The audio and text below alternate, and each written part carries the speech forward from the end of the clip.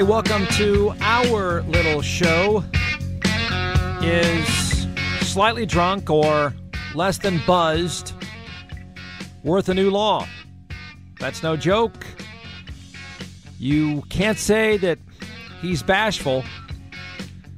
If you follow this at all today, it's pretty interesting stuff. Now, let's start by telling everyone you don't need to tell your stories about drunk driving. Okay? You don't need to. All of us can do it. We can tell horrific stories about drunk drivers. So spare everyone the stories. The issue is whether or not this law should be put in place, whether or not it can be enforced, if so, how, whether or not you would agree with it or disagree with it. So anything beyond that is kind of wasted energy. What's being reported is that Art Acevedo, the chief of police here in Austin, who is pushed and pushed and pushed since the day he got the job for anything to tackle drunk driving. Although in this case, it's not really drunk driving, or maybe drunk driving, or slightly buzzed driving. All right, there are several supporters for this, and I guess a lot of lawmakers and maybe a lot of you. The idea is a new offense, driving while ability impaired. DWAI. This would cover drivers whose blood alcohol content is between 0.05 and 0.07. By the way, 0.08 is the legal limit. So, how do we do this? What form does it take? All pretty good questions. He says, quote, around 80% of DWI offenders, and I think statewide, do not reoffend more than once. Some people shouldn't be driving after one drink, probably below the 0.08 limit. And this could address that. Let's go back and cover that again. He says some people shouldn't be driving after one drink, probably below the 0.08 limit. Well, you're right. Some people shouldn't be driving. So how do we make up a law to cover that? He says one person may be driving dangerously at the 0.08 level. That's the nationally accepted standard for being drunk, while others may be at 0.05 or 0.06. It depends on the person. Well, I'll leave it up to you to see the gaping hole in a few of these things. Now, what would be the crime? Don't know yet. That would be up to your statewide political heroes. It sounds like it's going to be a moving bar. Maybe you're doing something. A cop pulls you over for any number of reasons. And to use the logic here, even at 0.05 or 0.06, you could be guilty of driving while ability impaired. So it's a rule without a specific rule. All right, phone number is 836-0590. That's 836-0590. The always popular toll-free line is 877-590-KLBJ.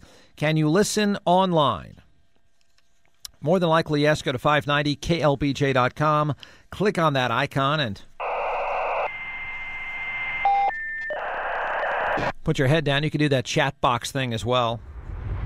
Go to 590KLBJ.com. Click on the OLS chat box, whatever that is. You will see some preppy pictures, and you are in. If you would like to download the show, that's possible. Go to 590KLBJ.com. There is a podcast there, and more than likely it is free. You can also download the show via iTunes, and I'm told on your iPhone as well. And who knows, somewhere, somehow, there could be a phone app out there.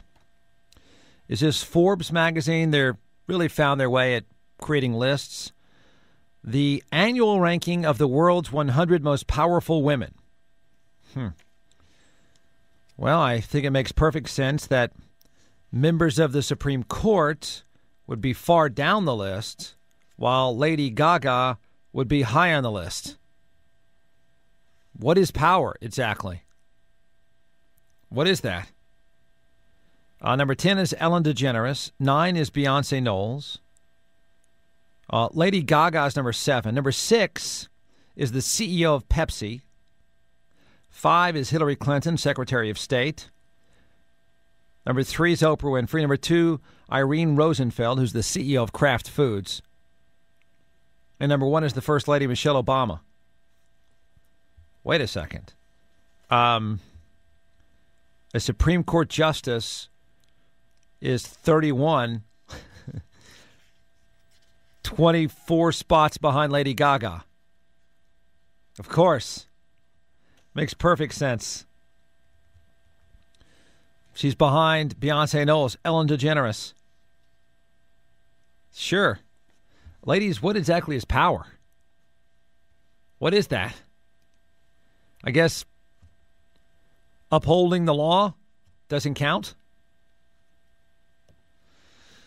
All right, this .05 or .07, or I tell you what, this I'll go first, and don't tell your stories.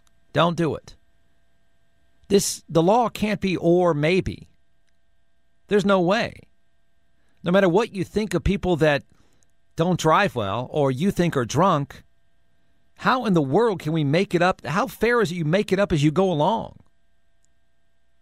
I mean, think about what is being suggested here.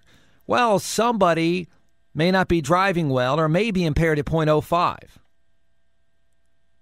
Then again, maybe not. What do you mean? With nothing else put to this, this is, my opinion, an invitation to pull people over and test you. This is another way to get more breathalyzers done. I mean, what does that mean? Somebody might be impaired at .06. So, no definition of what is impaired? And who decides that? And how many tests do you get to run? And if you are .05, exactly, you have no defense. There's no defense here. If it is based on what's being reported now, if you're pulled over, well, an officer knows. Really? And nobody, and the person pulled over has no defense? Well, he or she was impaired, and they were at .05. Okay. Robert, you're on KLBJ. We need to get this out of the way right up front. If we're talking about driving while ability impaired, that takes most of the drivers off the road, and it's got nothing to do with alcohol. They just shouldn't be driving. Right. But they made sure, right, you can make a case then, if we're going to stop at driving while ability impaired, most people over the age of 75 wouldn't even be driving. The women, God love them because they're stupid, and the men, sorry. I have no use for either of them, so good luck to them. You're listening to Jeff Ward on News Radio 590 KLBJ.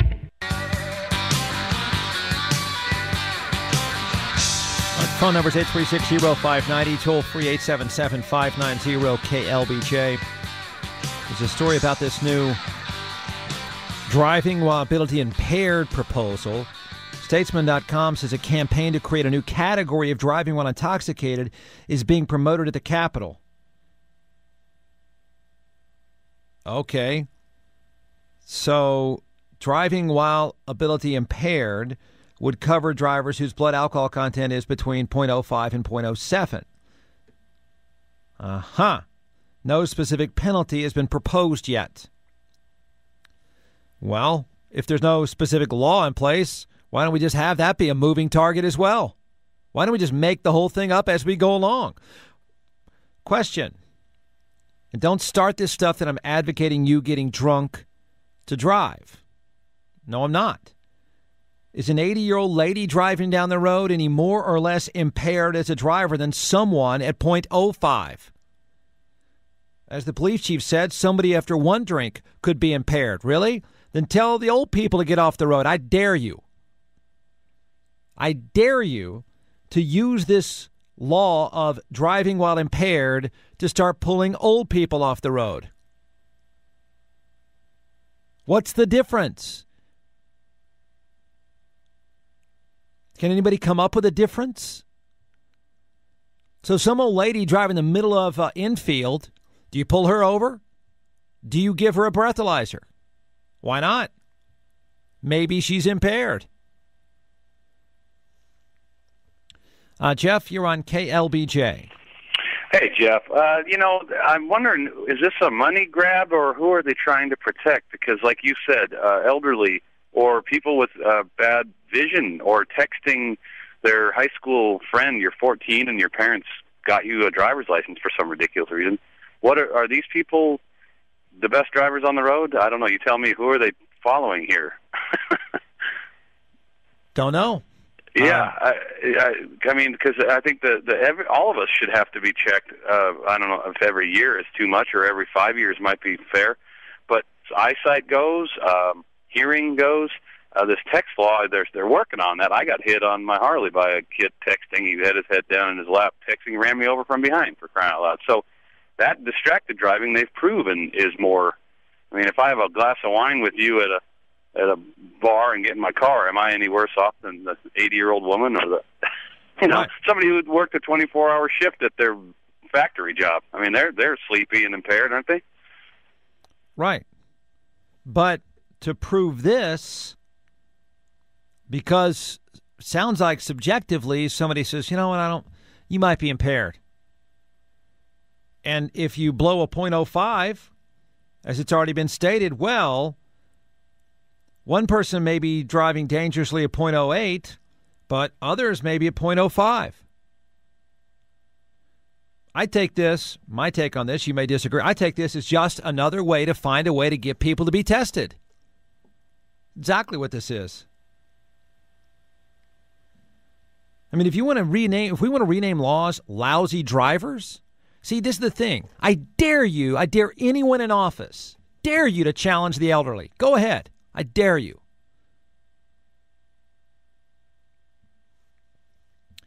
It is Fred. You're on KLBJ.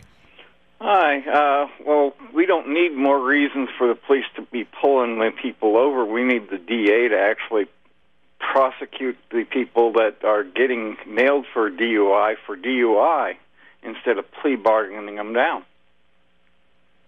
Okay, but does this address that? There's no point in adding another DUI-related law if they aren't going to enforce the ones we got now. But, well, isn't this, again, I guess this is up for interpretation, which is everything I think wrong with this. Isn't this the ability to throw out a bigger net? Isn't that what this is? I mean, isn't a bigger net to potentially catch people who might have been drinking? Isn't that better? I mean, that's the premise. It is Don. You're on KLBJ. Hey, Jeff. It's just another money grab. It's another money grab, and it's chiseling away at our rights. People think that, if you pass enough laws, we'll all be safe. No matter how many laws they pass, people are still going to drink and drive. People are still going to do stupid things. And, we're just thinking, well, we'll give up some more rights and we'll be safe. But that's not the case. Plus, they get more money out of us. Well, their argument is probably going to be you don't have a right to be impaired. Well, yeah, but you do have a right to not be pulled over and subjected to searches right. and that. Right. I agree with you, but I think that's going to be the comeback. I think that's going to be the standard comeback here. You don't have a right to be impaired. Well, you shouldn't be impaired. If you weren't impaired, this wouldn't be a problem. Well, since when do we allow people just to make things up as they go along, make up the law as they go along? I guess this is great for the defense attorneys. Joel, you're on KLBJ. Hey, Jeff. I think this is nothing more than money. Because if that was the case, I'm in outside sales. The scariest time of day for me is not 2 a.m. driving home.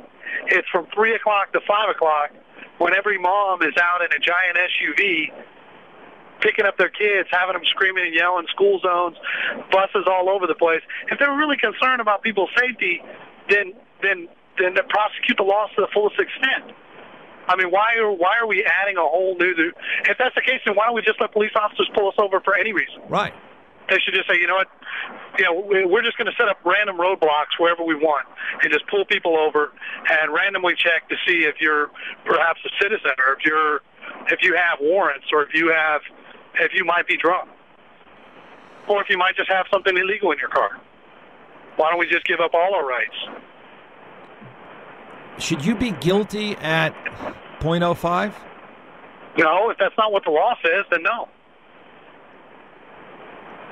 Right. I mean, there has to be a cutoff point. You can't just say, well, you know what, I think the guy's drunk, I'm going to take him to jail. Right. Then why even do the breathalyzer? You could just say you're impaired. Maybe you're just stupid and you're a bad driver. That's what I'm saying. I think, you know what, I'm going to pull you over and say you're stupid. You're a stupid driver. Why I think the reason why they throw alcohol in here is because it's an easier target. People are not going to fight back and say, well, I guess it's okay if Ryan has 2 glasses of wine, or if Jeff has 2 glasses of wine, or Joel has 2 glasses of wine. I don't want that to be the case, because if you didn't throw the alcohol part in here, you could pretty much pull over every old person in town. Sure. You can pull over any random person you want. If you change lanes without putting on your blinker, maybe you're doing it because you're impaired. Yeah. I mean, they could do that at any time of day. Right. If you can't keep your car between the lines, that's a crime by itself.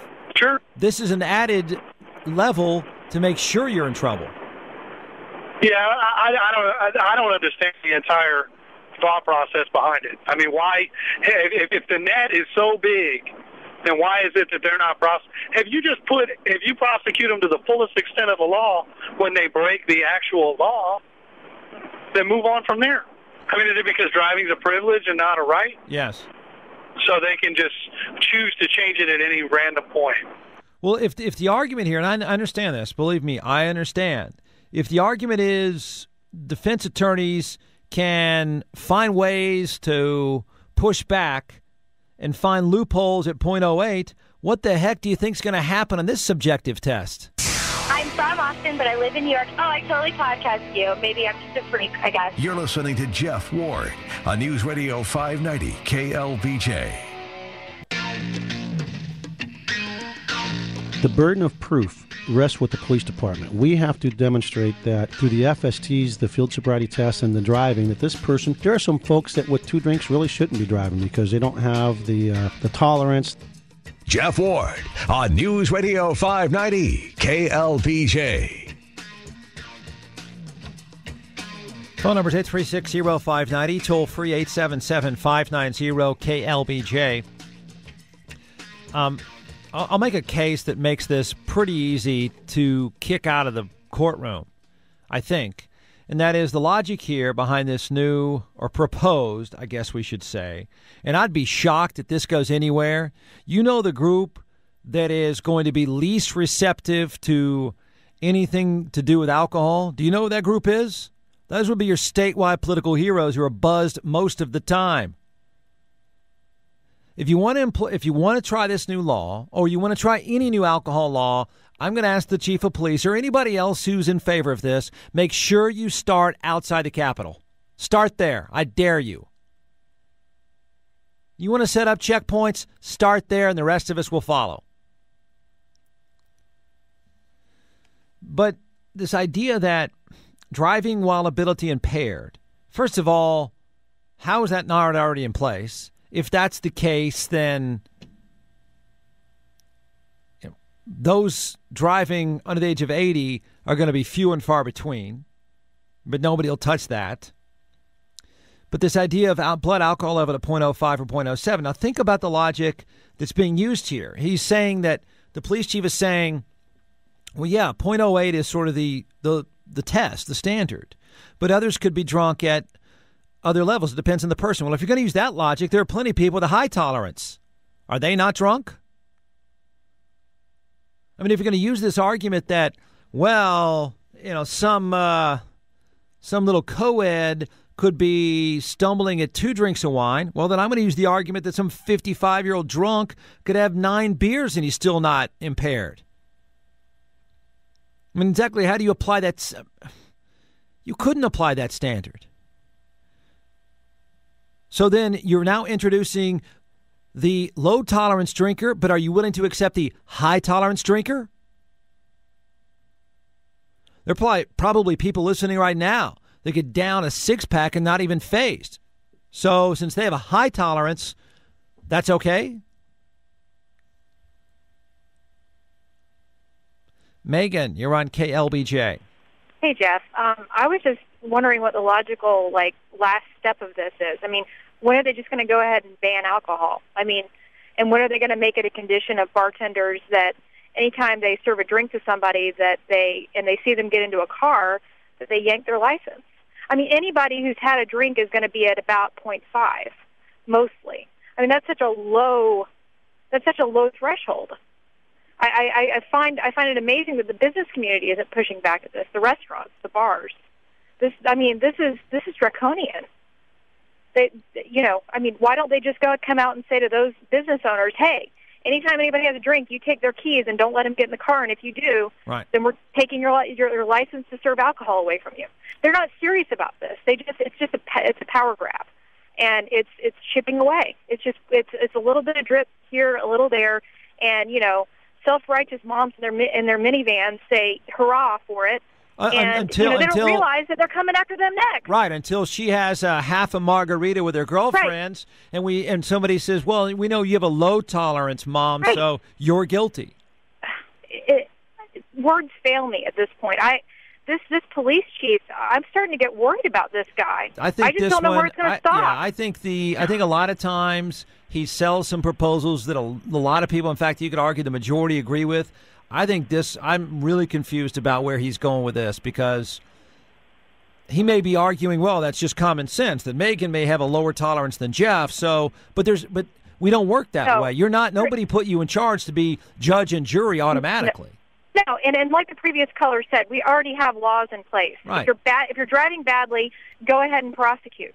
If you're not, then you're not. The problem is, it comes down to laziness on behalf of prosecutors and police officers who don't want to gather the evidence, and they don't want to have to make a case that you're driving badly. Well, I think what he has said before, and I'll try to make their argument for them. What he has said before, and this is probably true to an extent, that, and this was the whole point behind the blood draws, is that the police department hears it from the public all the time. You guys got to crack down on this, and they are frustrated because defense lawyers can muck this whole thing up, and that's just a free society. That's just a free society. That's the way it goes. Right. But if you get an attorney who can plead it down, God bless you. I'm sorry. I hate to be the one that comes out and sounding like I'm in favor of drunk driving, but that's the way our system works. But if they're frustrated that the legal system can muck up prosecutions here, you don't think the legal system can totally kick you in the butt by you making up some arbitrary rule for drunk driving? Jeff, your argument earlier was ironclad about the tolerance. That is the weakness here. Exactly. I would represent you and say, well, Megan has a high tolerance. She's been drinking 6 beers a day for the last 9 years. She has a high tolerance. So dismiss. Right. And if I had an attorney, that's exactly what, that's how it would go. This is the best argument an alcoholic could have. Absolutely, Jeff. I'll drink to that. Okay.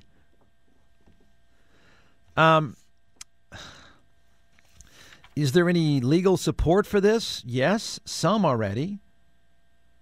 A Senate committee, the Senate Criminal Justice Committee Chairman John Whitmire of Houston says, quote, "There's a lot of evidence we have a broken DWI system in Texas right now.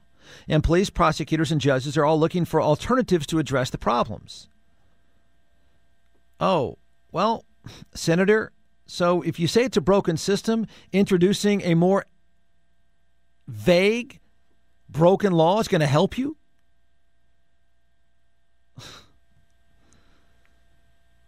It is Scott. You're on KLBJ. Hey, Jeff. Yeah, I was just saying about the blood alcohol thing. You know, the deal is either you're impaired or you're not impaired. Let them try to make .05 the limit. You see what I'm saying? Yes. Is this an attempt to make .05 the limit? Could be. Doesn't matter. Let them try to decide that. Let them try to pass that. Everybody has to be held to the same standard. Either you're impaired or you're not impaired according to the law, and everybody has to be held. The law has to be cut and dry, or it's not going to work, or it's going to be mucked up, like you guys were saying. Yeah, I just don't know how. If the argument now is from the prosecution side, we're having a hard time winning these cases, how does this make it any easier to win? Well, you just make .05 the limit if that's what they're going to try to do. I'm not proposing that's what they should do. Right. .08 is the standard nationally, correct? Yes. So let them try to make .05 and see if they can pass a law that way. Lawmakers wouldn't go for it. Well, then it's dead. Those lawmakers wake up at .05. Well, then they just need to abandon it. I mean, are you keeping your car between the lines? If no, then you're going to be pulled over. So you're pulled over, and now let's say you don't keep your car between the lines. For whatever reason, we don't even know. We don't even know why you can't keep your car between the lines, but you can't. All right? Somebody pulls you over for that. Do we agree? Fair enough? You know, you have no right to put somebody else in danger. That's the idea, right? So you can't keep your car between the lines. So somebody, a police officer, needs to pull you over. They do. So what's the point in this? The point is this is an invitation to test you? Because that's what it sounds like. It sounds like another way to find a way to test you. All right, but even if that's the case, you don't need a law to back you up. You've had a glass of wine, that puts you at .05, let's say, for example. Somebody pulls you over. Maybe you were sneezing. I mean, now you're going to get charged with another level of crime because nothing is ironclad, nothing is in place. I don't know why you swerved. You reach around to get, your kid's dinosaur toy. You reach down to change the radio dial. Okay, you're not between the lines. So now we get a chance to test you. And even if you're not drunk, it doesn't matter. Jimmy, you're on KLBJ. I think the difference, I hope you're doing well today, Jeff. I think the difference is between older folks and drunk people is you can't get an older person to blow in a straw and test a .05 senility. You can't test them for how senile they are, in essence. And I think that's why they'll never go after the old people. And I agree with you completely. I think all good laws are discovered. They aren't made, right? And so when they make up these laws that none of us really agree with, that's when our resentment starts building up more and more and more. That you guys that are out of control, you're just making these laws, these arbitrary laws, just to hammer us and to take our money from us, instead of really discovering what we really all kind of do anyway, and then just codifying that. You know what I mean? Yes. Yeah. I don't know. I really don't understand if. Look, everybody understands you don't want somebody crashing into you. We all get that. Of course. But the backdrop of this is the inability to convict someone. Is a judge more likely to go, you're guilty? Well, why, Judge? Based on what stipulation? Because he or she said. Okay. Right. Do you think that there is an economic twist to this, though, Jeff? Or really this is just a way to just get more fines? Well, we pull you over because you don't keep it between the lines. Then we have to give you the test. And so I suspect, let's take tonight as an example. On Mopac alone, can we say that 30% of the cars on Mopac have a level around .05? That 30% of the people have had a drink? Is that fair to say? Yeah, yes. Okay, sure, well, now, I guess the odds of collecting get much better, huh? But if it's not as heavy if it's not as dire of crime to be impaired, then maybe it will just be like a heavy speeding ticket. Okay, but it's still an added expense.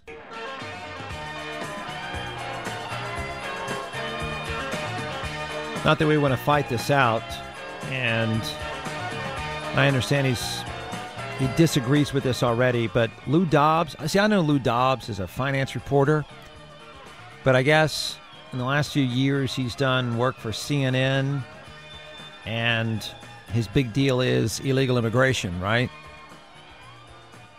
And his daughter, I didn't know this until reading about him, his daughter reportedly is the first horse show rider to win $1 million in prize money. So they have a stable of horses at different homes around the country. And I don't know how much to confirm with this, that Lou Dobbs his big deal is illegal immigration. I guess that's fine. I'm not sure how that works into a finance show, but naturally he's been outed for having illegal immigrants take care of his horses.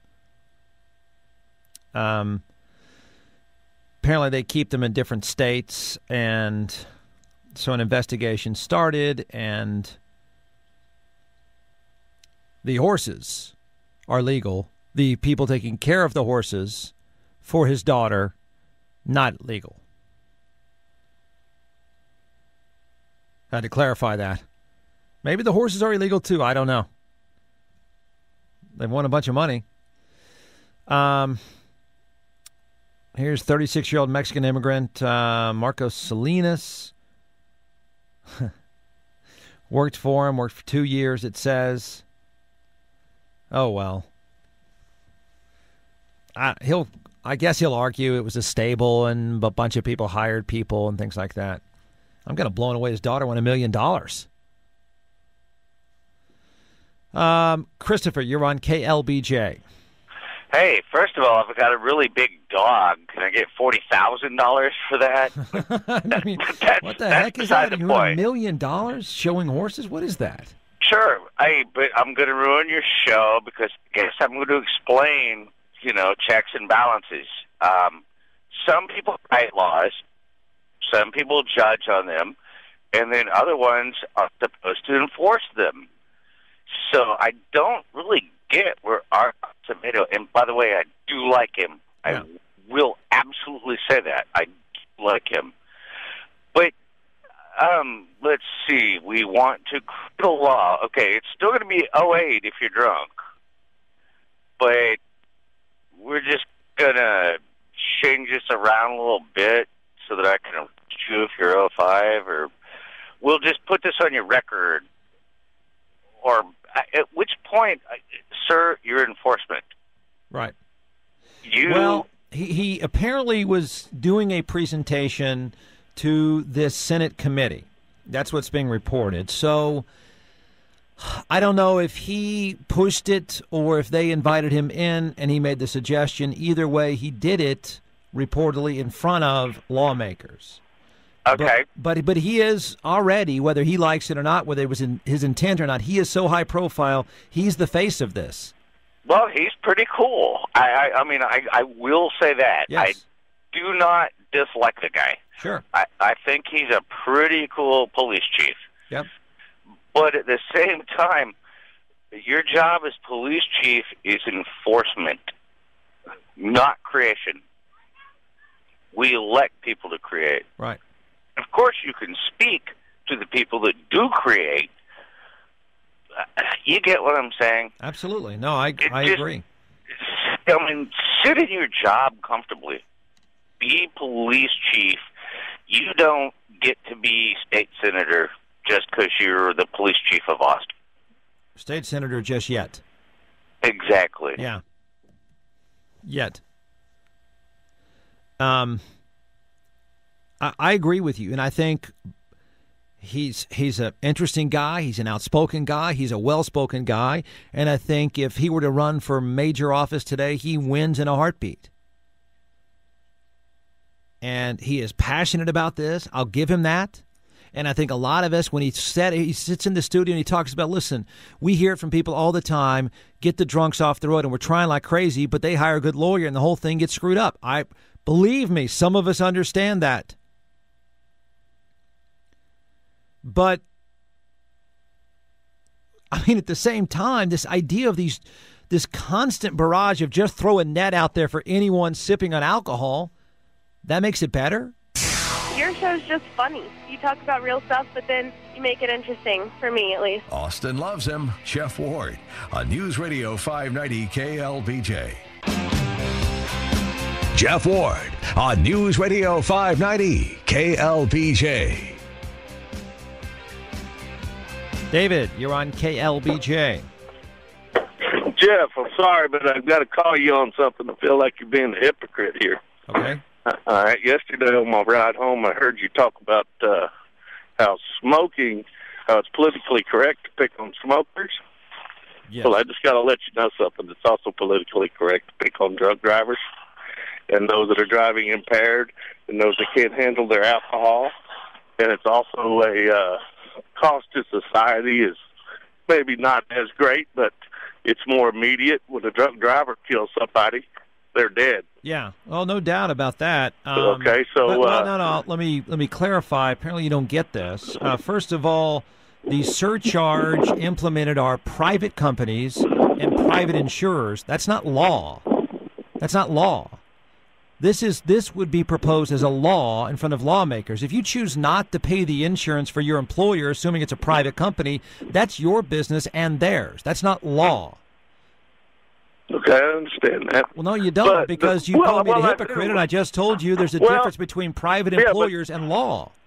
But don't you think that, when all these municipalities started passing all of these laws against smokers, you got to go 15 feet away from a building, you've got to do this, you've got to do that. Sure. Don't you think it started somewhere? Okay, I guess. Jeff Ward on News Radio 590 KLBJ.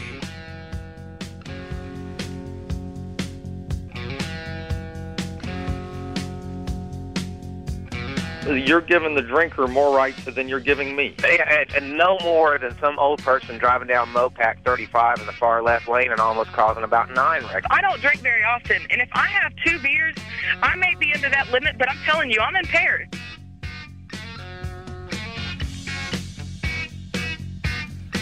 Hour number 2 of our little show. Oh, shocking numbers. Shocking numbers. Rick Perry is leading the latest Rasmussen poll. No way. And all of those dissatisfied voters out there, all of you disgruntled, you want to see turnover, you represent, count it up, 2%. 2%. Yes, all of you screaming, I want something different. Yes, all 2% of you. Right now, the latest poll, 53-42, and yes, 2% of you. The rest, a whopping 4%, are undecided. Man, this thing is dramatic. Man, this thing is interesting. All right, so this has been in the news, and it's about what it's being reported as DWAI, driving while ability impaired. This is a Senate committee is kicking around. The idea has not been proposed as law as we know of yet. And this is the fact that some people, quote, might be impaired at 0.05, some at 0.08. He gave testimony in front of this Senate committee. He's the chief of police here in Austin, Art Acevedo. There you go. New theme song, man. Yeah. What the heck is this? Listen, what it is the legislature recognizing that we have a tremendous problem with drinking and driving in the state of Texas. We're the worst in the nation for drinking and driving. And back in July, they asked me to come out and talk about, what are some of the challenges that law enforcement faces, and what are some of the suggestions on what they can do to make the highway safer for all Texans. And I think everybody's focusing on 05, 07, and I think that what our starting point has to be that people need to understand that right now, today, if you're pulled over by the Austin Police Department or any police department and you've been drinking and you get arrested and we get a test and it shows you're an 07 or an 05 or an 06, and it shows that because you don't have very good tolerance, that you're stumbling and not doing the field sobriety test right, and you're driving you're driving in two lanes and weaving, you can still be prosecuted. So I don't understand why people think we're trying to lower the limit, because we're not. What we're trying to do, Jeff, is this. The law says that at .08 or above, you are presumed to be under the influence of alcohol. Doesn't matter whether you were driving straight. Doesn't matter if your FSTs were good. There's a presumption. What's happening on a all too often basis throughout Texas is that there are plea bargains that are being hashed out where suspects are not pleading out to DWI, but they're pleading to blocking the roadway, reckless driving, and there's no indication in the conviction that this person was in fact under the law a .08 or above and should be treated, if they're arrested again, as a repeat offender. And what we're trying to do is give the legislature a tool to say, hey, if you plea bargain, there has to be something in there that lets the prosecutor, the court, the judges, the juries know that if this guy or woman comes back to the well, they didn't just simply plead guilty to blocking the roadway. They were actually impaired blocking the roadway, and it was a plea bargain. So if you don't learn your lesson, we can treat you as a repeat offender, and some of the processes that are available to us under the law for repeat offenders can attach. That's what we're talking about. Well, but the wording isn't for repeat offenders only. No, I think you're saying that. Well, listen, you've got to trust us. The application here is for people who've been repeat offenders and have been able to plea down, but it's not going to. I mean, the law that doesn't tell the public that's only what the law is for. Well, what's happening is that there is no wording. There is no specific wording. The discussion was, and one of the things that the legislature is really looking at, that committee is looking at, is, listen, we know that repeat offenders are a problem.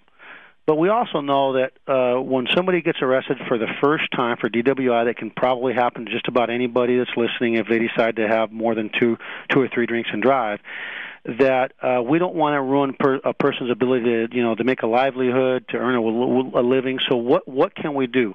And one of the things that we talked about is, here's a happy median, that if you have somebody and you want to treat them maybe a little more with a little bit more leniency the first time around, you can do that, but you can't do it at the expense of not having something on the record to show that the man or woman has actually committed the offense of driving while under the influence.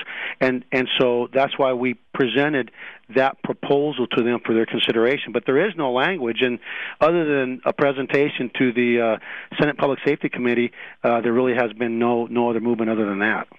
All right, can you hold for a few minutes? Sure. All right, he's the Chief of Police, Art Acevedo, talking about driving while ability impaired.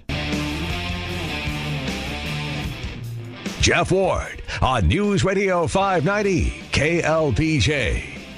Police Chief Art Acevedo with me, talking about his testimony in front of a Senate committee about driving while ability impaired. So you've talked about this before, and I'm not sure too many people would disagree except for defense attorneys, and that is, you get a lot of heat from the public saying, get these drunk drivers, yet they're able to get decent lawyers and get out of it in some way.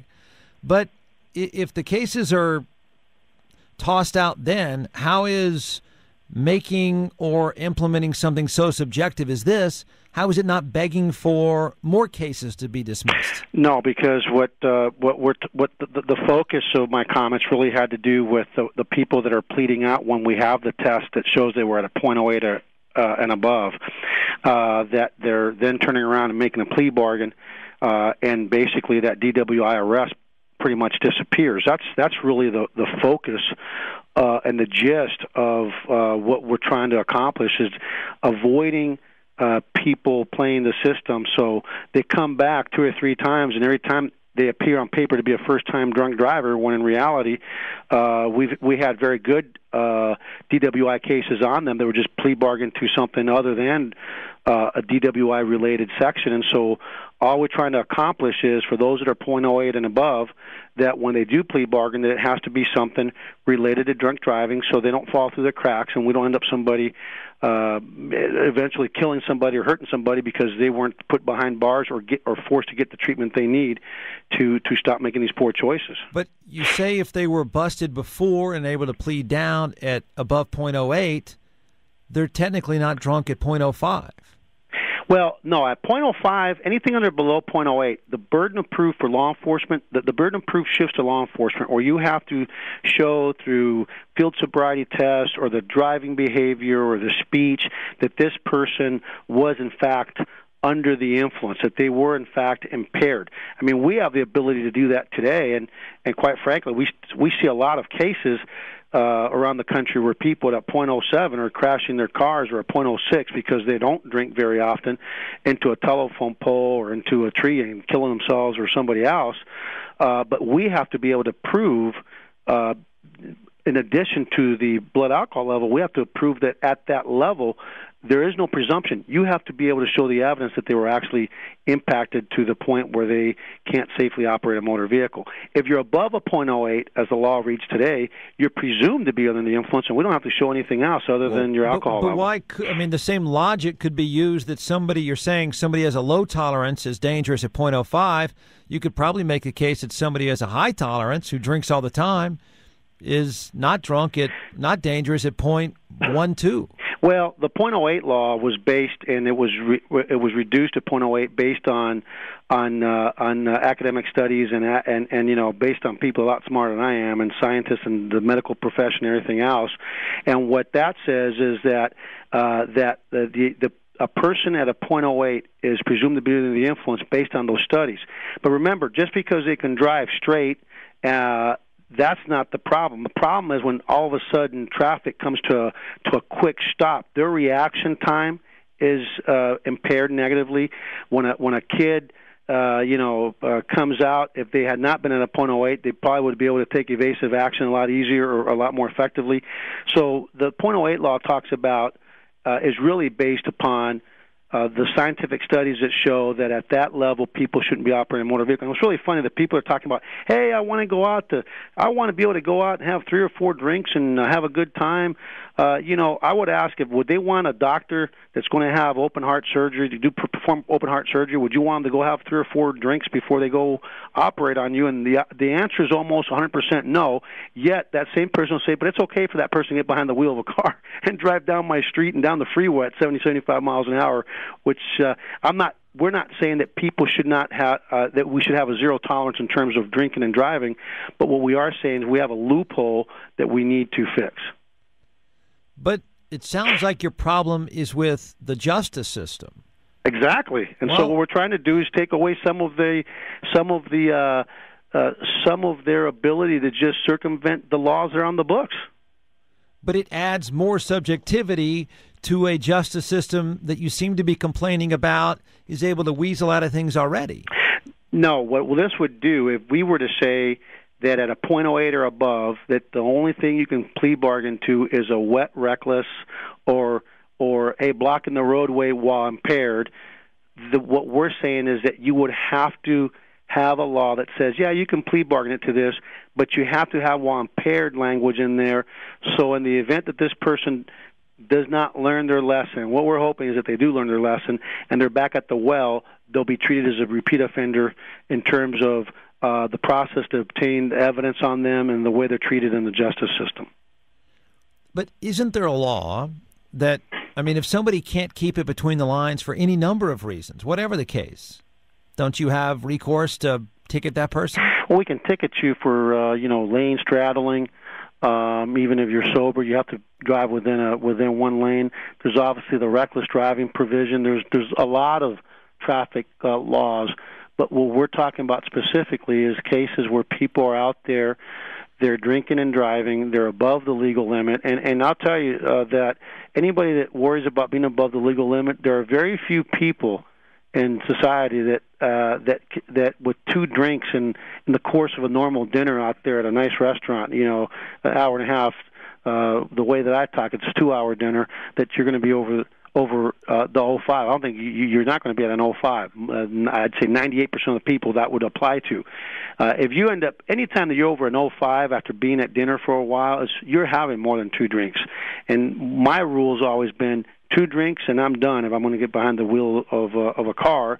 And I don't think I've ever had to worry about being arrested for drunk driving, whether it's 08 or 05, because I limit to what I'm going to consume. Right. No, I mean, that may be legitimate advice, and it's probably a good suggestion, and you're probably right, but there's a big difference between good advice and a law. Well, but Jeff, our problem is that we are the worst state in the nation when it comes to drunk driving.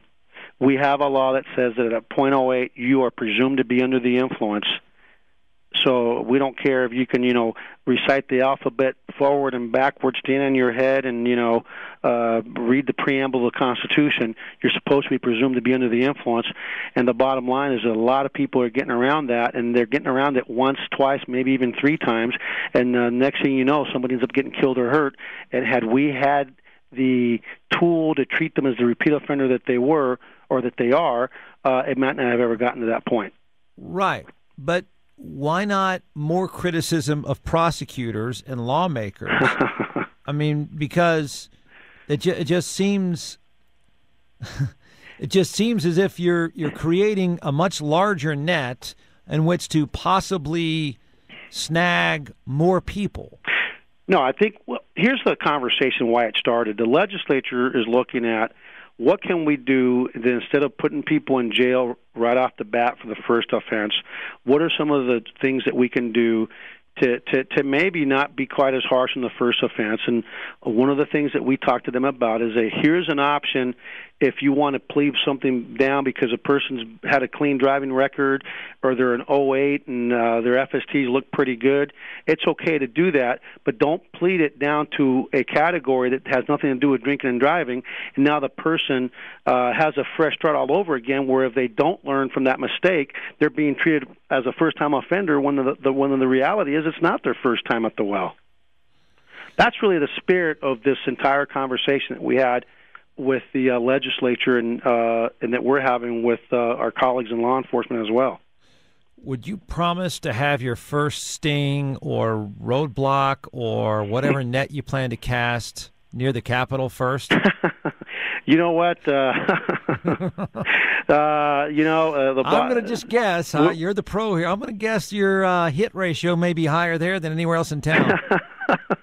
You know what? Our crash data, I don't think that our crash data shows that around the Capitol we have that many crashes around the Capitol building. I think people go to other areas outside of the Capitol building or a little further away. But we actually do our patrols based on crash data and arrest data, where we know that there's a high concentration of people crashing with DWI or whatever the violation might be.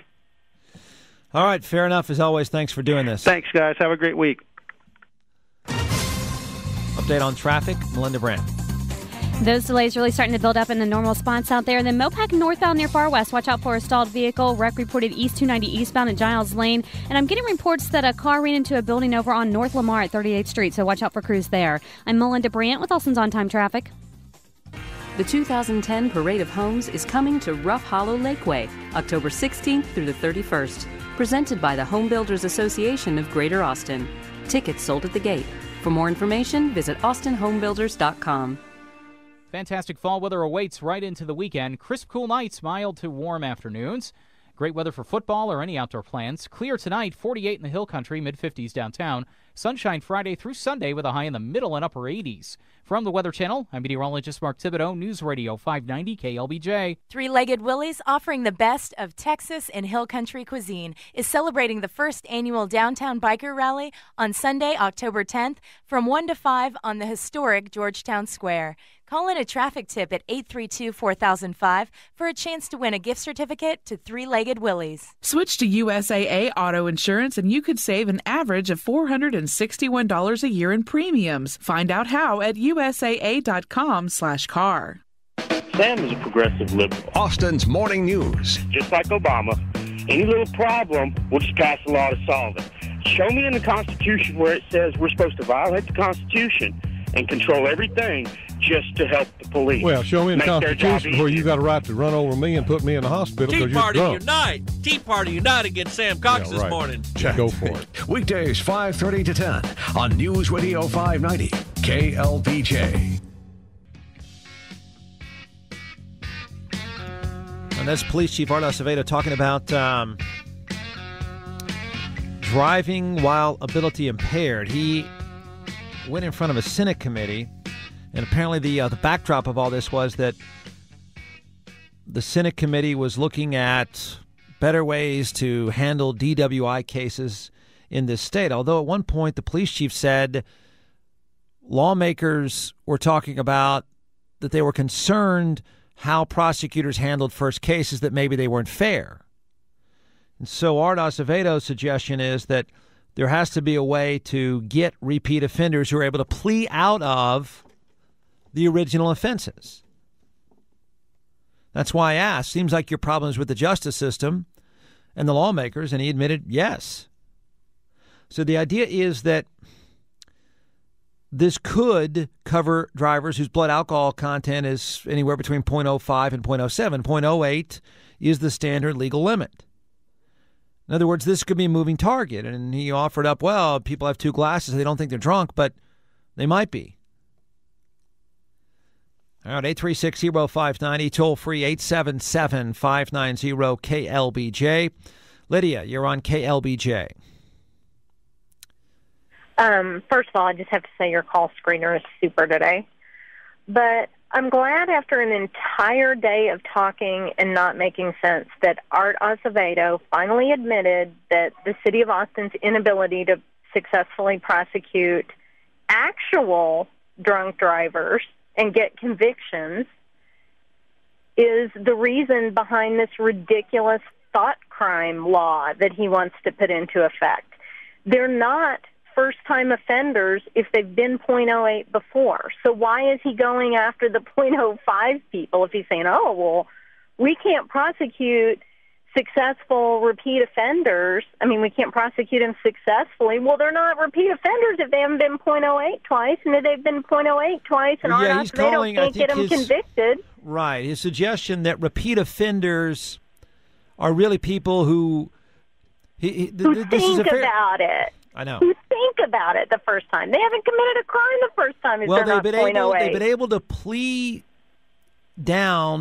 Why is that somebody else's problem? I agree with you. As I said, I think you're throwing a big net out there over a group that if you have a problem with lawmakers, take it up with lawmakers. If you have a problem with prosecutors, take it up with them.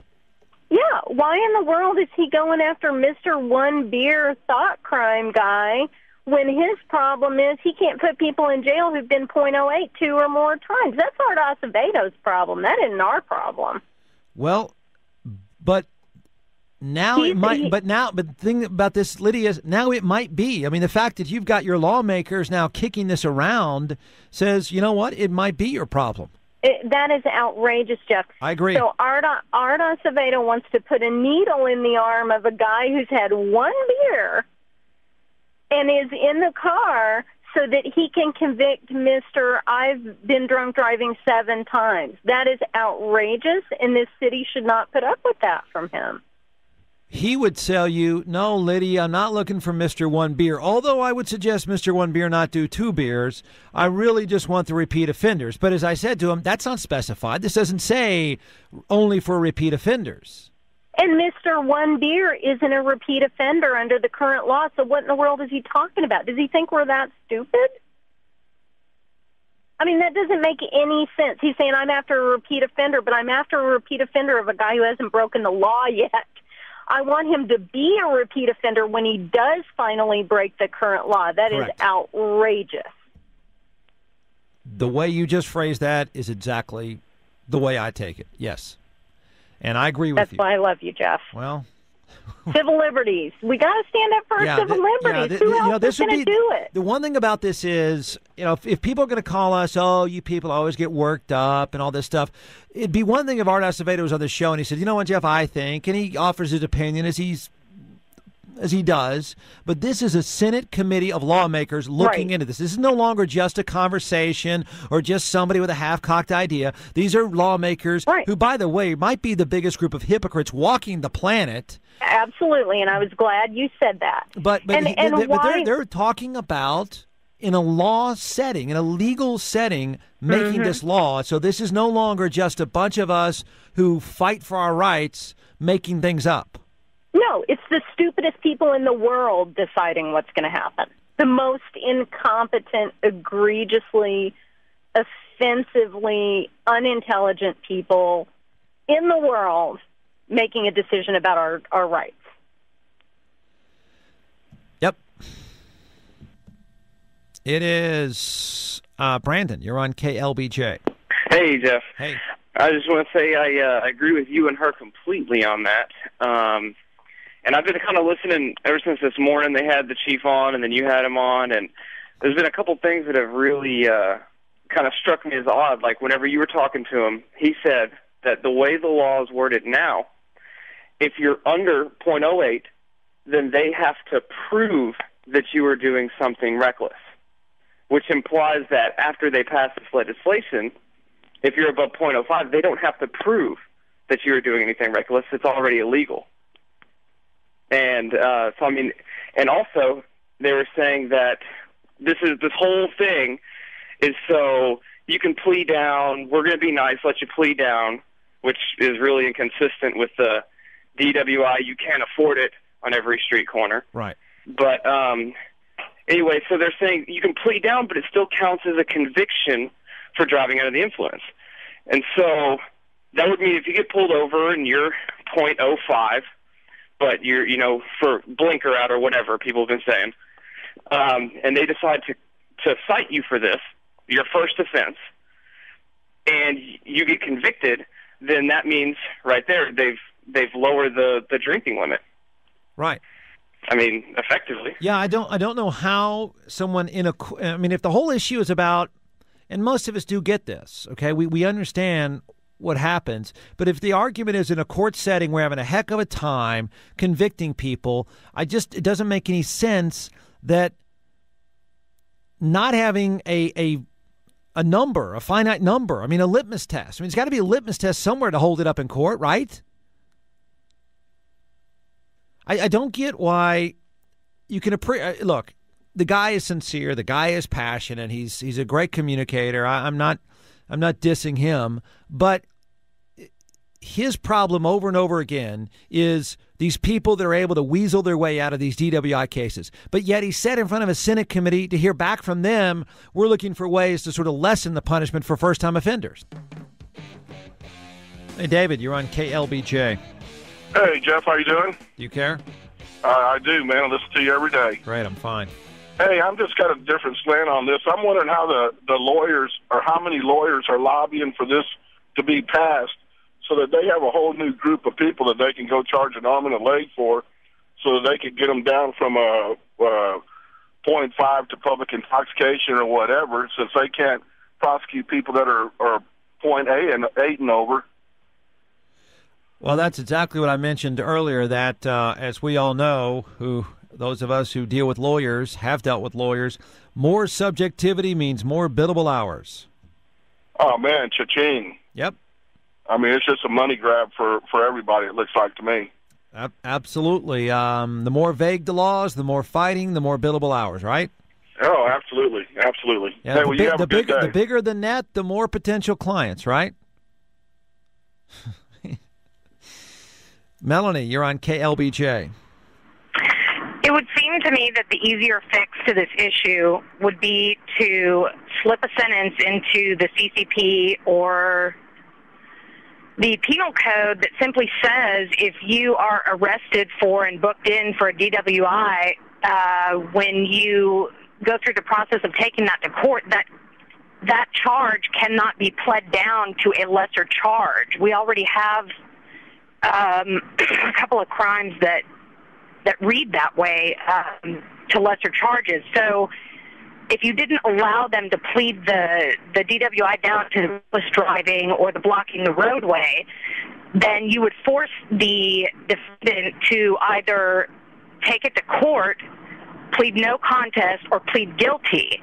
One of the three, you would force the Travis County District Attorney's Office to actually, or the county attorney's office, to argue these cases in court or simply not prosecute them for lack of evidence. Right. And that's, again, back to that's a lawmaker issue, not the average person driving down the road issue. Well, I mean, the larger issue is as well that, here in Travis County, you're consistently seeing people get probation for DWI, fatality collisions. And then you go across, a couple miles north up to Williamson County, and people are being, sentenced to 99 years to life for their, fourth DWI, where here you're probably likely to get a probation. And if you're in Judge Charlie Baird's court, you're going to be let out on a PR bond. Again, that is a fight that he can have with somebody else. I mean, why make it everyone else's problem? And that's where I think he said, oh, come on. A lot of you think it's okay to have 2 drinks with dinner. It's not okay. I think those of you that have heard him on the show, you get his fight, you get his beef, and it's probably pretty legit. But this isn't, it's hard to believe this makes that better. He seems to think this is going to make that better, that those people are so easily work the system, the legal system. We now have created another loophole or closed a loophole to get them. Oh, everybody, don't worry, it's just about them. It is, John, you're on KLBJ. Yeah, this is John Bush with Texans for Accountable Government, and we've been following a lot of these DWI-related issues, and we think the police chief just might be a little too ambitious on his knack for intrusive programs like the forced blood withdrawals. He pushes for DWI checkpoints every session, this DWAI, not to mention they were pushing for DNA collection of Class B misdemeanor suspects. Yep. We think, the vampire might need to relax a little bit and learn to respect the Constitution. I think he's going to give other issues. You may not like any of them, but I think he had some support, if not a lot of support. I think there's going to be serious pushback here. Yeah, this one goes a little bit too far. Yep. Not to mention it's going to hurt our downtown business district. A lot of people are going to be afraid to even go out. He says we have a shortage of police officers, too. He just multiplied the time it's going to take to deal with these minor offenses when no harm has been done. It's a major problem, and a lot of people are upset about it. And the costs, and, of course, if you're a lawyer, you're jumping up and down saying more billable hours for me. That's right, and then the taxpayer gets to foot the entire bill of the entire court process. That's right. The new police officers, he's going to use this now to probably justify more police officers. So we think he needs to do less jobs as a politician and focus more on some preventative measures that they're completely ignoring, like this Square Patrol gig where they show up to your car in a little scooter, they put it in your trunk, and then they drive your drunk butt home so you don't even have to get behind the wheel in the first place. That's where the answer is. Wow, there's a scooter put in your car? Yeah, it's called Square Patrol. I've never heard of this before. It's pretty crafty. Yeah, there's some UT students. SquarePatrol.com or .org, I believe. Well, you just call them up.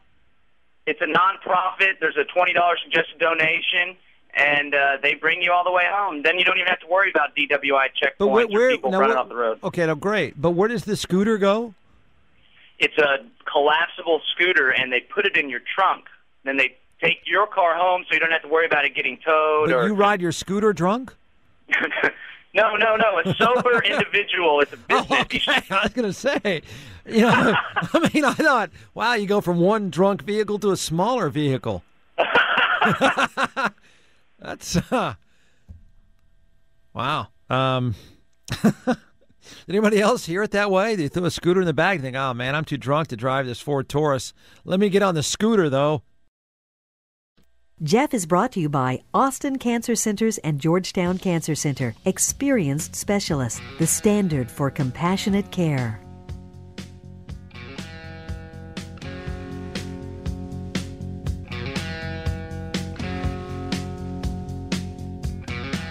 Hey, welcome to our little show. If you missed it, the The chief of police in Austin came on to talk about DWAI. What are you guilty of? I'm DWAI. That is driving while ability impaired. It's hard to even make sense of this at this point.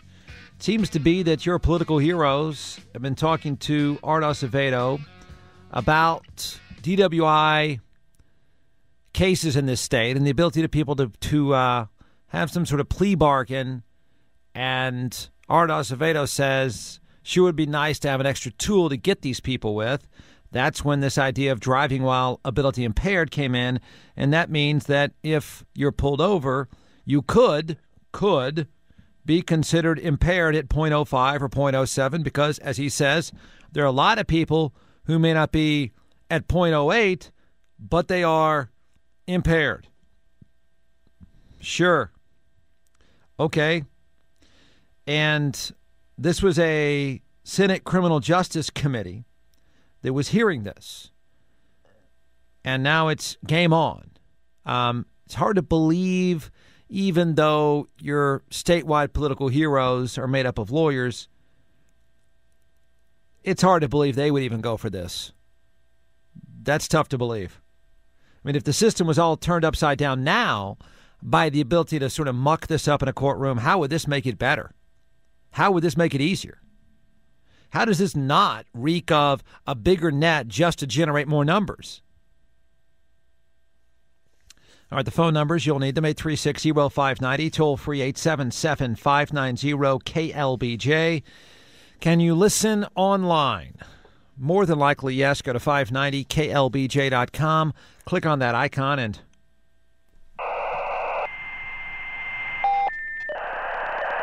put your head down. You can do that chat box thing as well. Go to 590KLBJ.com. Click on the OLS chat box, whatever that is.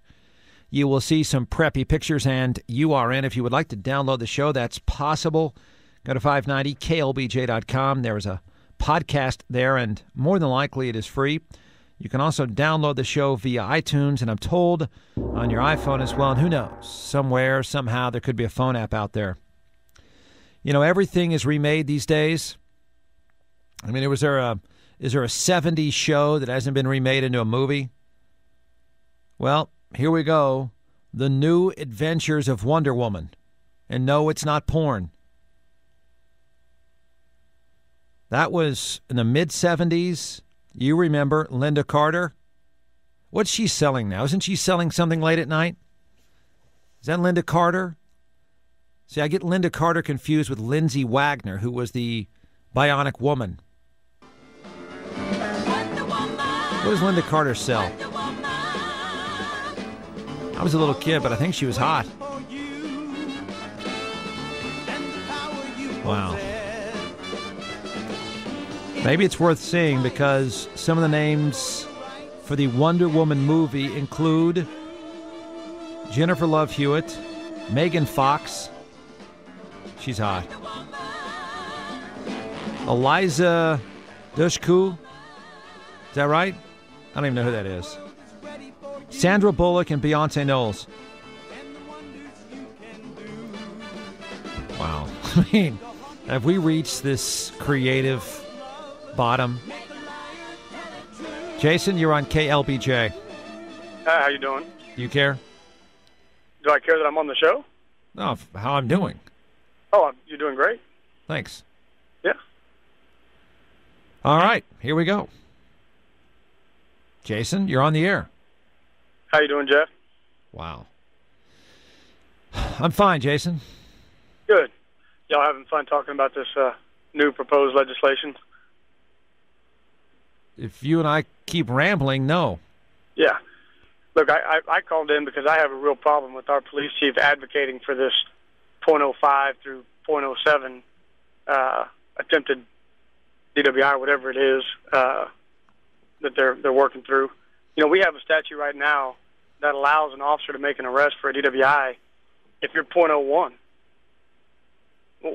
You could have any level of alcohol in your system as long as the officer does their job. How would somebody be not just charged, but how would somebody be charged then convicted at .02? the whole point is an officer's job is to facilitate an arrest if they believe there's probable cause that there's someone's driving while intoxicated. Right. They're going to have to go through the same measures, whether technically they're .01 or whether they're .2. So to come up with some statute that provides that, at .05 to .07 there's something additional you can do is irrelevant. They still have to do their same job and determine reasonable suspicion to stop them and probable cause to arrest them. The chief is absolutely wrong when he says he's got the burden of proof. He's got a burden to establish probable cause to arrest. The court system has a burden of proof on reasonable doubt to convict somebody. Did I see? I'm glad you mentioned that because I'm keep thinking back when he was on. Did I hear that correctly? That he says the presumption is you are under the influence. At .08 or greater, the statute says there's a presumption that you're intoxicated. Okay, and and this may have been covered, Jeff, but our statute has two prongs to it. They're very simple. .08, you're presumed to be intoxicated. The other one is that you've lost the normal use of your physical and mental faculties by reason of the introduction of alcohol into your system. And it doesn't give an amount. I don't drink very much. I'm sure I'd probably lose my abilities at .03. And I could be convicted of DWI. He's out there claiming that the prosecutors aren't doing their jobs and they're reducing cases. The fact of the matter is they may have had probable cause to arrest, so we're not going to pick on the cop, but it wasn't enough evidence to convict him of a DWI. Right. And at least they got some type of conviction when ultimately they probably would have been found not guilty. But his argument is that for the person, whatever the conviction was, he's saying it's not enough. We all know they were able to plead down. We need more. Now, I assume you're an attorney, at least the way you sounded. You sound like an attorney. And while I appreciate your honesty and your objectivity, the truth is, if you're an attorney and you do this kind of work, man, a bunch of business is about to come your way. Every day you are doing good, I feel better. So I'll just get that up front. Yes, I do care. Thanks. You're listening to Jeff Ward on News Radio 590 KLBJ. Jeff. Hello. Linda Carter sells contact lenses. Lady Gaga has more power because she's known by more people, has more influence that way. Yeah, but I realize that. I realize 9 out of 10 people know who Lady Gaga is. No, 10 out of 10 know who Lady Gaga is, and 1 out of 10 know a Supreme Court justice, a female Supreme Court justice. But how does Lady Gaga, just because she's popular and you know of her, how does she have more power? Well, I mean, she's been because she's outspoken and political about political things. I guess her last big push was the "Don't Ask, Don't Tell" policy she's against. Lady Gaga is actually pushing something? Yes. Wow. But okay, I did not know that. Commandant Acevedo's new proposal, it's one-sided argument. If you're going to make the argument that somebody, because of their age or metabolism or weight, can be impaired at less than .08, then you also got to accept the argument that because of someone's weight or age or metabolism, that they could not be impaired at over .08. That is exactly what I brought up at one point. I said, it seems to me you're inviting the opposite argument here, and that is, let's say a guy weighs 350 and he's been drinking 10 beers a day for the last 25 years of his life. .08 to him is breakfast. Yeah, the only thing you can do is have a law that one size fits all. Right. And if you're going to start customizing it because of their weight or how many people do you see driving around the road with blue hair and knuckles, and that's all you see? Right. And how is that safe? See, that is another point I brought up, that if we're trying to crunch, if Art Acevedo or anybody else is saying we're about safety on the roads, then isn't it fair to say, Jeremy, that 9 out of 10 blue hairs need to be off the road? That's if you're just going to make laws to make things safer, then yeah, But if you make one argument, be prepared for the argument the other way. Yeah, I agree with you. I mean, this is so weird because, as the lawyer pointed out, it seems the argument here is, and that we can sympathize with it. You can sympathize with the chief of police and that, man, we're working hard to bust people who break the law, who do things over and over again, yet the lawyers and the lawmakers muck up the whole thing.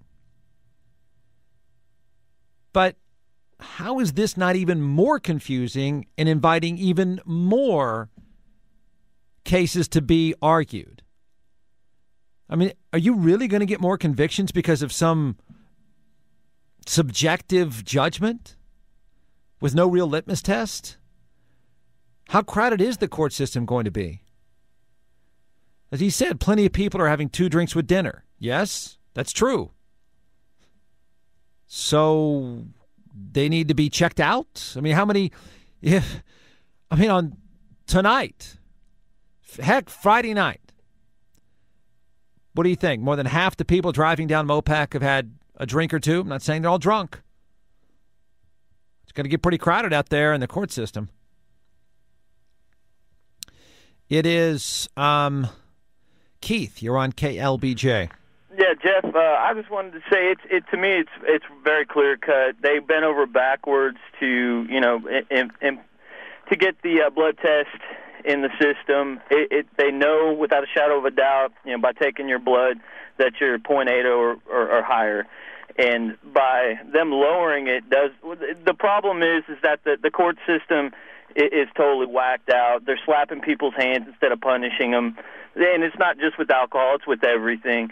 And to me, I think that's a really terrible defense, trying to say that lowering it is going to actually give them more of an ability to stop getting them out of trouble easier. It's just creating a bigger problem. And I'm almost willing to bet that it's some sort of plan to actually start trying to get rid of people being able to drink and drive at all. And like John said, there's people with businesses. They need the money. And there's responsible people. We're adults. These people are always trying to treat us like children. If you do a crime, they've got to start punishing you. And that's just bottom line. And hopefully if this comes to light, I'm prepared to try to get everybody I know to vote this down. This is ridiculous. Yeah, this is one of the few times, maybe the only time, since he's been chief of police, and I don't think this takes away from the fact that people listen to the guy, they respect the guy. I think they appreciate many times where he's coming from. His approval ratings are probably better than anyone else in office anywhere. I mean, he's off the charts. This is, that I can think of, the only time.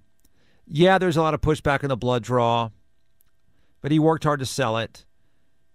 This one, I'm not seeing too much sympathy outside of, there's a comment now from the head of Mothers Against Drunk Driving. And let's see, this person said any attempt to make it tougher is welcome. Well, okay, we're back to that, just throw a bigger net out there. And that really corrects the problem. We're really correcting the problem here? Are we even addressing the problem? It is Jeremiah. You're on KLBJ. Hey, Jeff. Good hey, man. Show. Thanks. Well, I'm an attorney here in town, and there's 2 points I like to make. Number one, with the .08 standard, all of the field sobriety tests that you have to do out there on the side of the road, the eye test, the pen test, count backwards, one-leg stand, walk and turn, they're all based on the .08 standard of scientific studies.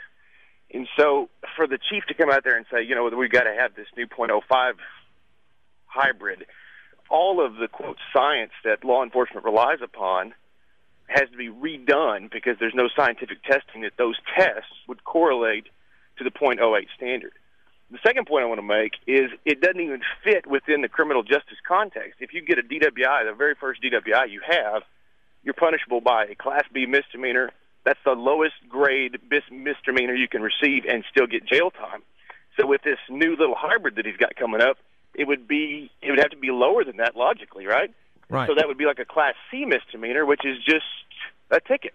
So I think what. But would it give a judge more? If he keeps saying repeat offender, would it give a judge a bigger hammer on a repeat offender? That seems to be the hint here. It's just another way to give a judge who, it seems to me, he's really ultimately critical of 1, prosecutors, 2, judges, and 3, lawmakers. They're the ones who aren't doing what you want. Jeff Ward, brought to you by Austin's Eye Surgeons, Dr. Mitchell Wong and Dr. Shannon Wong at austineye.com.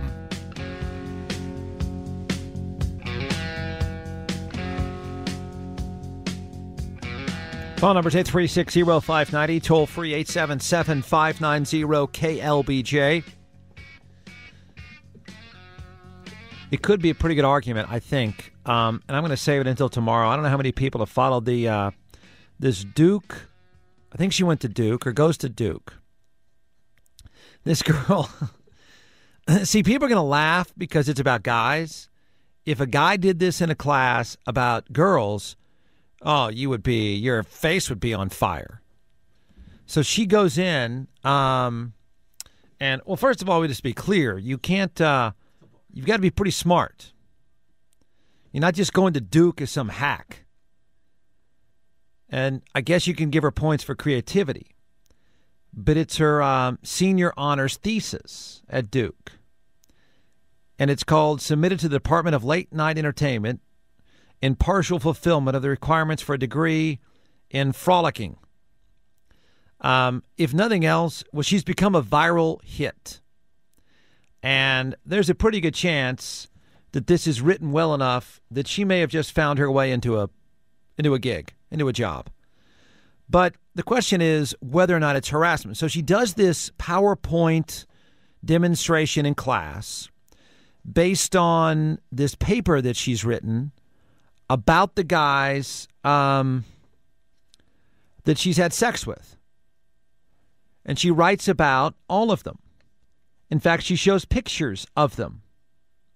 And she talks about the good and the bad, the memorable moments. Now, this is without their permission. Like I said, the issue is going to be whether or not this is some form of harassment, which I think it's over the top. I don't know that she's guilty of a crime, but if this was a guy, a 23-year-old college senior doing this, talking about 15 girls he had sex with and showed their picture and all the good and bad parts of it,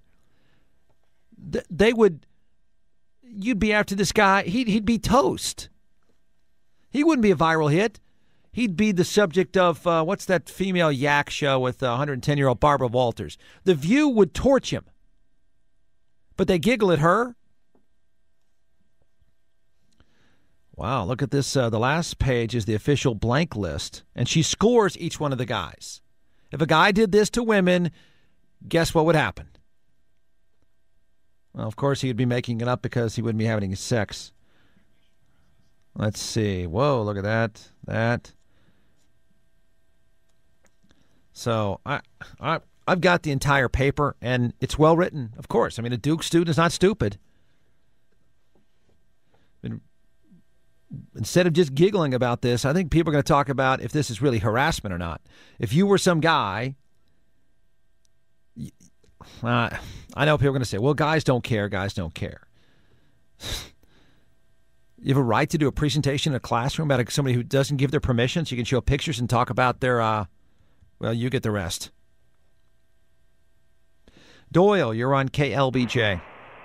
Hey, I would ask how you're doing, but I know how you're doing. I've been listening. So, get right to it. This morning when our debater was talking, if I'm not mistaken, his whole point on this law that he wants to put in there was so that if you try to plea bargain down right now, you end up with a non-driving offense, and there's nothing on it that said anything that had to do with DWI or anything like that. And what sounded to me, and I thought he said that he was trying to put something on the books that would allow a judge to then see that, wait, you weren't able to get a DWI, but they did get you on this other instead. Is that not what it is? Yeah, almost, but he keeps referring back to if you're a repeat offender, it's a way to get you once and for all. But the repeat offender was not because you've had it was someone who he wanted to be able to identify someone who was a repeat offender who had been pleading down. Right. Because he said right now you can't see that person as a repeat offender because the offenses are nowhere near it, and so they get thrown into the system as a first-time offender when they finally are at 0.24 or whatever it is. Yes. And so he wanted a law there that said you may have gotten away because you had money to pay for a lawyer, and you got down to this other one. That government, we can see this is not your first time in the system. Yes. And that was the whole crux of that law, so that you can track the repeat offender who was pleading down and not having the history now, so you would have the history and they could deal with him on that second or whatever down the line. That's the repeat offender, not because I had a glass of wine at a tasting and because someone stopped me and gave me the. That's not what he's looking for. Well, he's I know, but he may say offenders. he may say what he's looking for and what his intent might be. But the creation of the law is creating a law that could be a giant net. It could be, but by the same token, as we all know, I have a cousin who's an officer, and he said, I can get behind anybody. I don't care who they are. Art Acevedo, doesn't matter. I can get behind somebody in my car, and within 5 minutes, they will do something that allows me to pull them over. There are so many laws in the book. They will do something that allows me to pull them over. So it's already out there. I mean, there's always going to be those that abuse. We know that. But the idea is to get the ones out that are using the system against the system. But again, that's not fair to blame you or somebody else driving along minding their own business for the police chief's problem with the criminal justice process. But remember, in that interview, he also said what he doesn't want is for the officer to use this as an excuse to pull someone else out and ram them down and say, hey, I think you might be, therefore I can pull you over with the current law. I mean, he was trying to give him something a little more concrete. I get that, and I mean, he may be sincere, but Doyle, he's talking about creating a law that has a pretty subjective, almost at best, that makes a bigger net. And there's no reason. But it defines the holes in the net so that you know what you're going to catch. But the hole in the net is a problem that he needs to take up with the legal system, not the rest of us. I agree with that. Now, of course, I live in Williamson County. There's a reason in Williamson County. Why? I heard why? Yeah. Because they're a little bit tough. There was a DPS officer who pulled a guy over on I-35, followed him for a while before he pulled him over. When he pulled him over and stopped him, the guy was like, well, yeah, I guess. He goes, by the way, where am I? He goes, well, you crossed into Williamson County back, quarter mile ago. That's why I pulled you over here. And the guy started crying on the side of the road because he went from Travis County, where it's a little more slap, to Williamson County, where, it's like you do the time, you do the crime. And so there was a young lady who called in earlier, said, the priest is trying to put this out there because he can't get convicted. Wait. It's not that Art Acevedo can't get convictions. That's not the job of the officer. The job of the officer is to document, record, and present. Okay. It is the courts and then our senators and legislators that propose these laws that we need to get a hold of. Okay, well, that's fine. Then he needs to do that. Jeff Ward on News Radio 590 KLBJ.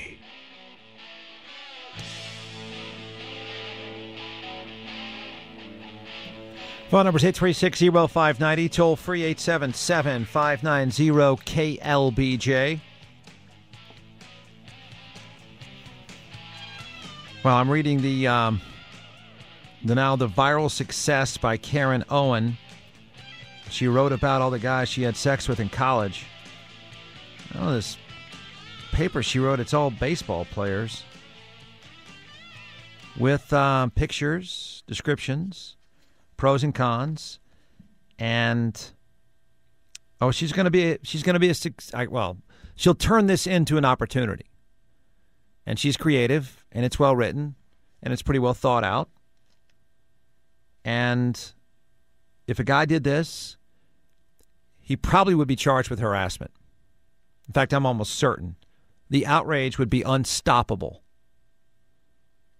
The families alone would be coming after him. Buddy, you're on KLBJ. Hey, I like Art Acevedo. I like the way he comes into our minority community and he hugs and kisses everybody. That's really, really important, and I'm glad he's doing that. But he's also running for mayor. And what I would ask Art to do, if he really, really cares about what the MAD lobby group wants, is tonight at First Thursday, set up a roadblock, Art, down on Riverside Drive and on Old Torp. see what the businesses will do to you and your position on stopping everybody that's had anything to drink. It's applied mostly politically, and you know, we're against drunk driving, all of the above. But if you turn loose our police department and letting them decide who is compromised and who's not, we're in a heap of trouble, guys. We're in a heap of trouble. That means that if you have to go to a bar and show a driver's license because you're old enough to drive, then you're driving. And if a policeman wants to stop you after a beer or two, you're going to go to jail, pay the taxes on this thing. Right? Is it in the that's a good point. I mean, is it now in the best interest of bar owners to cut people off after one or two? Or one? No, I mean, to use his logic, he said people go out and have 2 drinks, they're probably drunk. Should they cut everyone off at one? Guy, what it amounts to is that Art is playing this song until the bar owners decide that he's hurting their business. And then that's where don't want to get into that part of it all. But if you're able to stop anybody if you drink a beer and you're 160 pounds, you're going to be at 0.4. But it's the policeman that stops you that decides whether you're compromised or not. Right. And I'll tell you, there's just a heap of people that are having dinner down the street on South Congress. Nice folks, right? He sets up roadblocks. You know how many old guys like me are going to go to jail? It's over. You're going to jail? Well, yeah. If you have a glass of wine and your reading is .02, but the policeman decides that you're compromised, you're going to jail. That's what he wants to pass. Well, that's what it could be. He says he wants this for another reason, but you're right. It could be. It could be a lot of things. And I know he's going to come back and say, "Come on, everybody. I don't mean it that way. I don't mean that we're going to hassle you. I just want to be able to get at the repeat offenders." That's what he would say. And he's probably sincere about that. Look, our bigger issue for some of us, I guess, our bigger issue should not be just that he's pitching this idea, that lawmakers are thinking about it. I mean, he can say a lot of things. He can desire a lot of things. I mean, he comes from a perspective of, I hear from the public, you want me to bust people. They make law. And just an opinion, they're talking about a law that is redundant, possibly unenforceable, and at the very least going to create a clogged system. But I'll start with redundant. I mean, this is ridiculous. It is Robert. You're on KLBJ. And Jeff, I can appreciate what the chief wants to do, but the law is already in the books. If you're impaired, they can arrest you if you're not .08. Yeah. So my question would be, why are we doing that? He seems to be saying it gives him an enhanced opportunity to get after a repeat offender who is able to plea out of a higher charge. In other words, if you were busted at .08, but you didn't get the punishment that maybe he feels like you should have received, if they get you at .05, here's another layer on top of you that almost will mandate that you're punished. That seems to be the theory. If you were in the market to buy the Tiger Woods sex tape from, let me check, what's her name? Devin James. Her real name is Melinda Janette. Is this the woman who claimed that she was selling the tape for $350,000 and you could go to a website and find it? You may not want to do that because such a tape doesn't exist. And it's her site, her name registered to her. So you can do what you want with your money. But if you are dumb enough to be in the market for a Tiger Woods sex tape, apparently she tried to get a guy who looked like Tiger Woods, and it's not him. In other words, the tape doesn't exist.